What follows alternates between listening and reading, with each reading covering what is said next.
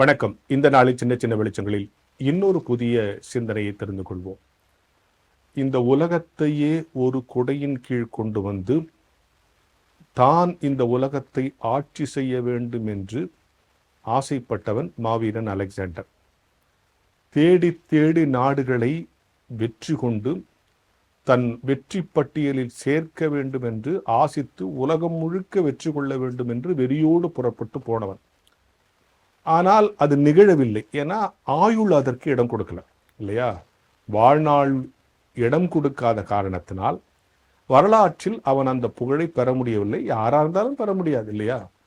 இந்த உலகத்தில் நாம் எவ்வளவு சாதிக்கிறோம் என்பதல்ல, எவ்வளவு நாள் சாதிப்பதற்கு கடவுள் நமக்கு அனுமதித்திருக்கிறார் என்கிற கேள்வி ஒன்று இருக்கு.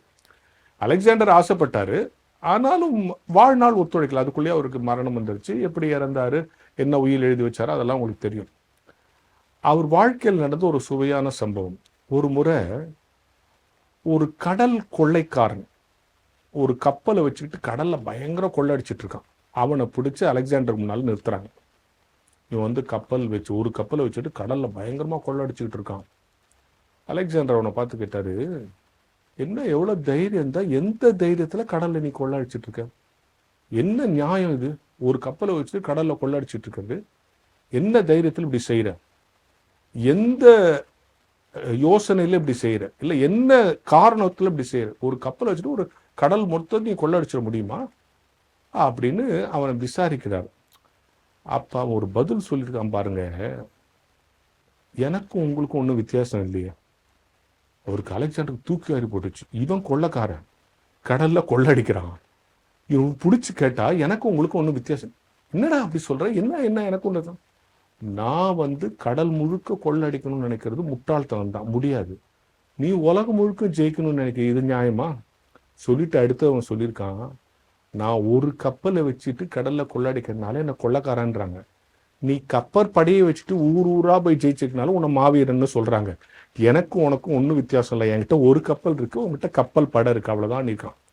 அப்பதான் அலெக்சாண்டருக்கு உதிச்சிருக்கு, நம்ம செய்யறது நியாயம்னு நினைக்கிறோம். ஜெயகாந்தன் ஒரு அழகான வரி சொல்வார். வாழ்க்கை என்பது என்ன தெரியுமா? அந்தந்த நேரத்து நியாயம். இவ்வளவு அற்புதமான வரி இல்லை? வாழ்க்கை என்பது அந்தந்த நேரத்து நியாயம். இன்னைக்கு எனக்கு நியாயமா தெரியுது, நாளைக்கு எனக்கே நியாயமா தெரியும். இன்னைக்கு இன்னொருத்தருக்கு அநியாயமா தெரியுது, இன்னொரு நாளைக்கு நியாயமா தெரியும். வாழ்க்கைன்றது அந்தந்த நேரத்து நியாயத்தை பார்த்துக்கிட்டு போயிடணும். இப்ப இந்த கொள்ளக்காரன் என்ன சொல்றான், நான் ஒரு கப்பலை வச்சுட்டு கொள்ளடிக்கிறேன், நான் கொள்ளக்காரன் தான். நீ ஒரு கப்பல் படையை வச்சுட்டு கடல்ல போய் ஊர் ஊரா ஜெயிச்சுட்டு வர, நீயும் கொள்ளக்காரன் தானே அப்படின்னு சொன்னான்னு ஒரு செய்தி அலெக்சாண்டர் வாழ்க்கை வரலாற்று இருக்கு. நான் இது எதுக்கு சின்ன சின்ன சொல்றேன்னு சொன்னா, நன்றாக புரிந்து கொள்ளுங்கள். நம்முடைய செயலுக்கு நாம் கற்பித்து கொண்டிருக்கிற நியாயம் வேறு, நம்மை சுற்றி இருக்கிறவர்கள் கற்பிக்கிற நியாயம் வேறு. சுற்றி இருக்கிற செயல்களுக்கு நாம் கற்பிக்கிற நியாயம் வேறு, அவர்கள் ஆங்கிள் இருந்து பார்க்கும்போது அது வேற. எனவே வாழ்க்கை என்பது அந்தந்த நேரத்தின் நியாயம். எந்த நியாயம் சரியானது என்பதை உணர்ந்து கொண்டு கடந்து செல்வதுதான் வாழ்க்கை என்பதை வரலாற்றில் இது போன்ற பல்வேறு சம்பவங்களில் நாம் கற்றுக்கொள்ளுகிறோம் என்கிற ஞான வெளிச்சத்தோடு இந்த நாளை தொடங்கும்.